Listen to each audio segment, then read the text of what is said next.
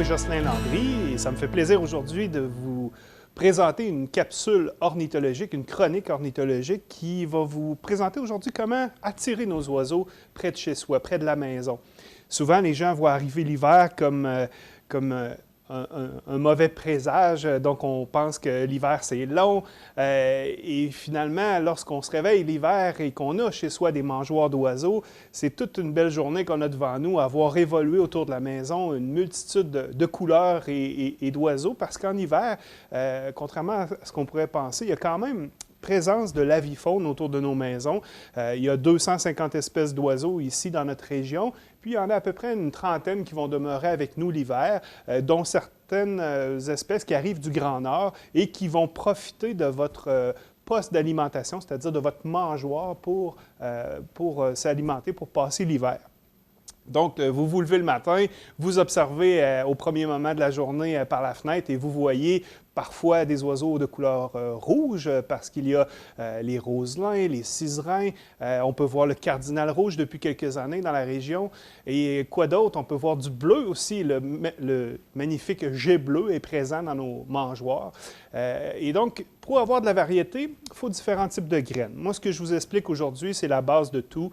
Donc, si vous voulez vous intéresser à l'ornithologie, une belle façon de le faire, c'est d'installer dès l'automne, quand la terre n'est pas trop gelée, de planter dans la terre un piquet qui va vous servir de base pour votre mangeoire. Sinon, un autre support, mais ne jamais utiliser les arbres qui sont de véritables autoroutes pour les prédateurs. C'est peut-être pas une bonne idée d'installer votre mangeoire sur un arbre. Donc, vous installez votre mangeoire qui sera souvent de type libre-service, c'est-à-dire une mangeoire dans laquelle l'oiseau va venir s'alimenter et il va être en mesure de voir qu'il y a encore de la nourriture pour le lendemain. Il ne faut pas oublier que nos oiseaux, l'hiver, sont véritablement en mode survie. Pensons à la petite mésange à tête noire qui mange 7 fois son poids en une journée pour être capable de passer au travers de la nuit, être capable de passer au travers des grands froids. Elle a besoin de toute cette énergie. Alors, on va installer une mangeoire libre-service qui va être aussi moins d'entretien pour vous, c'est-à-dire que les graines, au fur et à mesure, vont baisser dans la mangeoire et vous n'aurez pas à tous les matins à aller déneiger. Là, les oiseaux vont le faire eux-mêmes. Vous pourriez avoir d'autres types de mangeoires, et c'est ce que je conseille, pour attirer différentes espèces d'oiseaux. Un type de mangeoire assez simple, c'est pas compliqué, c'est de déneiger au sol et d'utiliser littéralement le sol comme lieu d'alimentation pour certaines espèces qui ne mangent pas en hauteur. Je pense aux tourterelles, je pense aux différentes espèces de bruants aussi qui vont se limiter au sol pour l'alimentation. Donc l'hiver, avec l'épaisse bordée de neige, si vous facilitez l'espace autour de chez vous pour les oiseaux, autour de votre mangeoire, bien, les graines qui tomberont des autres mangeoires seront mangées par les différentes espèces de bruants. Je pense aux bruants à gorge blanche, parfois qu'on voit tardivement l'automne, ou d'autres espèces qu'on peut voir. Même les bruants des neiges viendront peut-être à votre mangeoire lors des grosses journées de tempête. Alors, vous installez vos graines d'oiseaux le printemps et le contrat que vous signez avec Dame Nature, c'est de continuer, c'est-à-dire vous installez, j'ai dit le printemps, mais je voulais dire l'automne, vous installez vos mangeoires en automne, vous les gardez tout l'hiver et vous les gardez jusque tard au mois de mars parce qu'en pleine nature, les oiseaux auront tout mangé et les mangeoires seront alors essentiel à la survie des espèces le printemps. C'est souvent là qu'il y a de plus de mortalité. Vos mangeoires ne seront pas une épicerie pour les oiseaux, ce sera plutôt un dépanneur. Les oiseaux vont aller s'alimenter pour compléter leur régime alimentaire. Ils viendront entre autres chercher la matière grasse qui va être très utile, je pense, aux bûches de bois dans lesquelles on fait des petits trous où on peut mettre du beurre d'arachide ou du suif de bœuf, de la graisse de bacon, des matières grasses qui vont attirer nos oiseaux, mais qu'on ne va pas badigeonner en grande quantité, juste un petit peu.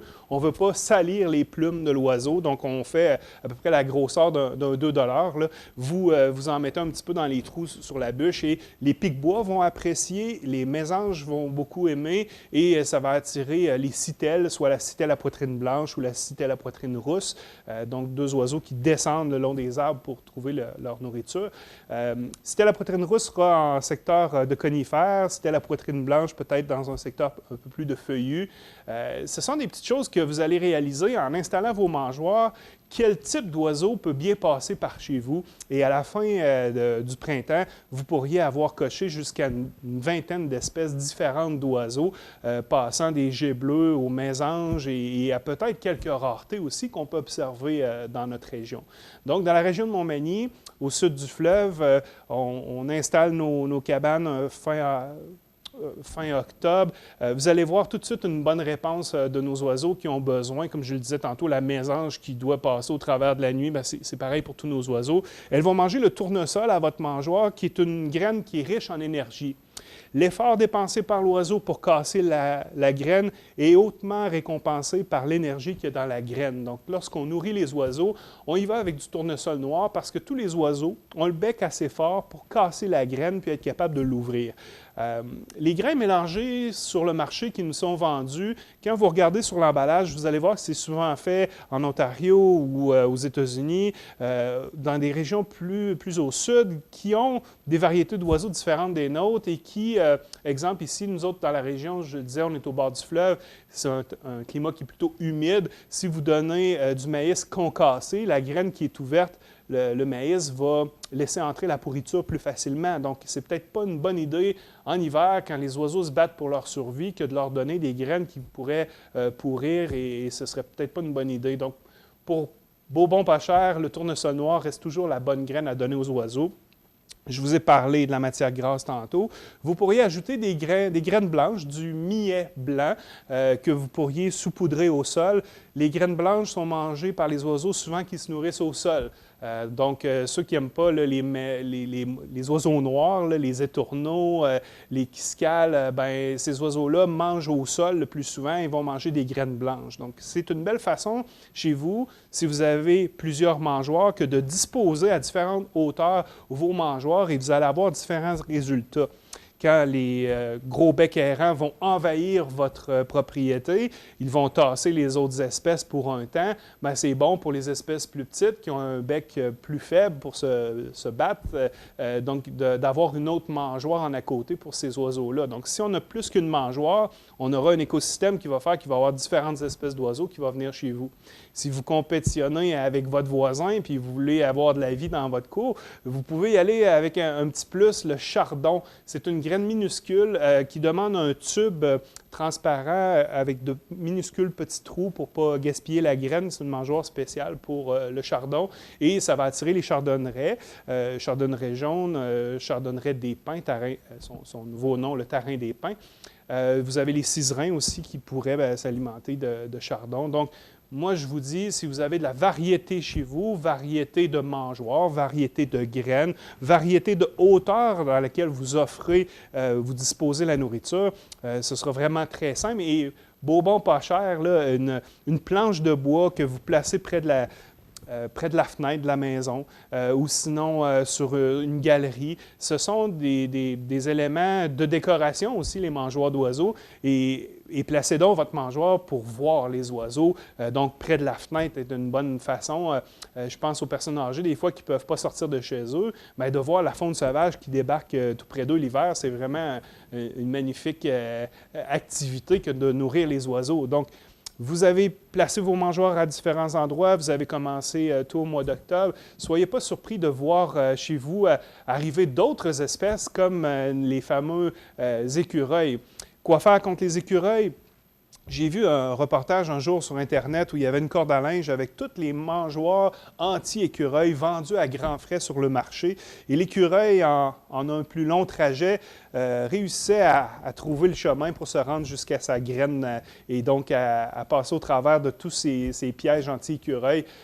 Il existe des mangeoires anti-écureuils, mais il faut vraiment payer le gros prix. Sachez que si vous commencez à nourrir les oiseaux chez vous, automatiquement, vous allez attirer la faune. Ça pourrait être des ratons laveurs. Vous pourriez penser que vous avez un raton laveur, mais c'est peut-être 10 ratons laveurs qui viennent vous voir la nuit parce que c'est une graine, le tournesol, qui fait un beau poil lustré. Non, mais vous comprenez que ce sera la bonne nourriture de d'autres espèces. Donc, les ratons, les moufettes aussi pourraient venir s'alimenter. Aussi la vermine qui va venir manger les graines. Donc, c'est toujours bon de connaître ça, question d'avoir un bon voisinage, là.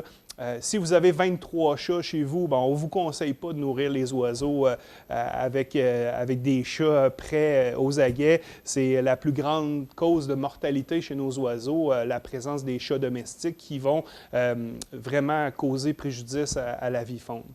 Donc, vous avez compris, différents types de mangeoires, différentes graines que vous pourriez retrouver dans nos quincailleries ici à Montmagny. On dit qu'on dépense plus d'argent en Amérique du Nord à nourrir les oiseaux, à les observer, que tous les sports professionnels, les billets d'admission. Vous savez, le football, le baseball, ça coûte cher, les frais d'admission, mais pensez que lorsque vous allez commencer à nourrir les oiseaux, la facture à la fin du printemps prochain sera quand même assez élevée pour votre tournesol. Donc, prenez le temps de bien planifier votre affaire. Question que si vous commencez à nourrir à l'automne, vous allez continuer jusqu'au printemps pour les raisons que je vous ai évoquées tout à l'heure. Question de respecter notre faune. Donc, maintenant, vous êtes prêts pour vos mangeoires d'oiseaux. Quand arrivera le printemps, vous pourriez décider de garder vos mangeoires toute l'année. C'est un peu salissant, par contre. Mais il y a d'autres choses que vous pouvez faire pour attirer les oiseaux chez vous. Vous pourriez installer, dès la première semaine de mai, des oranges que vous allez couper en deux, que vous allez placer un peu partout autour de votre propriété pour attirer l'oriole qui va partir du Brésil, qui va traverser le golfe du Mexique pour se rendre chez vous. Vous auriez aussi donc la possibilité, c'est ça, de voir l'adulte vider l'orange en 15 minutes. Aussi, qu'est-ce qui va être attiré par la couleur? Le printemps, quand il n'y a pas beaucoup de couleurs encore dans le paysage, l'orange attire l'oriole, mais le rouge d'une mangeoire, d'un abreuvoir pour les colibris va sûrement faire l'affaire. Le colibri à gorge rubis va arriver ici au Québec et les nuits sont très froides pour le colibri à ce temps-là de l'année, au mois de mai. Il va aimer avoir une mangeoire chez vous où vous allez mettre une part de sucre dans 4 parts d'eau, de la bonne eau, de l'eau que vous allez faire bouillir ou de l'eau qui est de bonne qualité. Et c'est meilleur que le produit qu'on vous vend sur le marché qui serait cancérigène. Donc, c'est important, une fois par semaine, de changer régulièrement l'eau de nos abreuvoirs parce que sinon, ça va s'alcooliser, ça ne sera pas le résultat souhaitable pour nos oiseaux. Donc, vous avez l'abreuvoir à colibri, vous avez votre orange pour l'oriole. Vous pouvez laisser traîner des bouts de laine pour l'oriole qui va s'en servir pour faire son nid, non pas sur la branche, mais sous une branche d'un arbre qu'elle va littéralement attacher en faisant de petits nœuds avec la laine. Donc, ça pourrait être intéressant d'attirer les orioles de cette façon. Vous pourriez laisser traîner des plumes blanches, des plumes, si vous connaissez des gens qui chassent sous l'oie blanche, vous leur demandez des plumes. L'hirondelle bicolore va apprécier se servir des plumes pour aller compléter son nid. Et l'hirondelle va nicher dans un nichoir qui aura un trou de 1,5 pouce.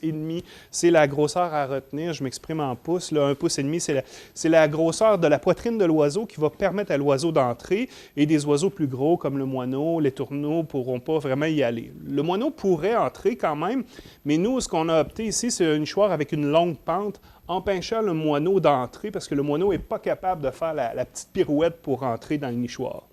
Je privilégie les nichoirs avec des vis pour s'assurer que le nichoir soit bien fermé. Vous ne pouvez pas le voir à la caméra, mais il y a des traces ici là, de ratons laveurs qui ont tenté d'ouvrir le nichoir. Si c'est un crochet, ils sont capables d'ouvrir le crochet. Donc, c'est important de mettre des vis pour pas qu'ils soient capables d'ouvrir. Et un nichoir qu'on ouvre pour nettoyer à l'automne et de cette façon-là, avoir la possibilité pour l'oiseau qui a l'instinct d'aller nicher à chaque année, de refaire un nid, bien, il faut enlever le nid chaque automne. Puis on fait ça quand il fait froid, là, question de ne pas avoir des petites bestioles, des insectes là, qui vont se retrouver dans votre maison, dans votre garage. Donc, vous nettoyez à l'extérieur. Et puis ça, c'est la bonne façon, les nichoirs d'oiseaux, d'attirer entre autres le merle bleu. La municipalité de Cap-Saint-Ignace a un oiseau emblème, le merle bleu, un oiseau qui était très abondant autrefois et qui est disparu avec l'arrivée des moineaux.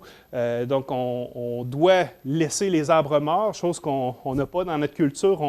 On coupe les arbres morts, mais ce sont des cavités naturelles qui permettent aux pics-bois de faire des trous et aux autres oiseaux de nicher dans ces trous-là. Même les canards branchus peuvent nicher dans les trous, dans les arbres. Donc, si on fait des cabanes d'oiseaux, c'est pour remplacer les arbres morts. Donc, si vous installez chez vous des mangeoires l'automne, si vous installez des nichoirs l'automne, ça va être parfait. Vous allez avoir une abondance d'oiseaux chez vous. Je vous le souhaite et je vous dis à la prochaine fois.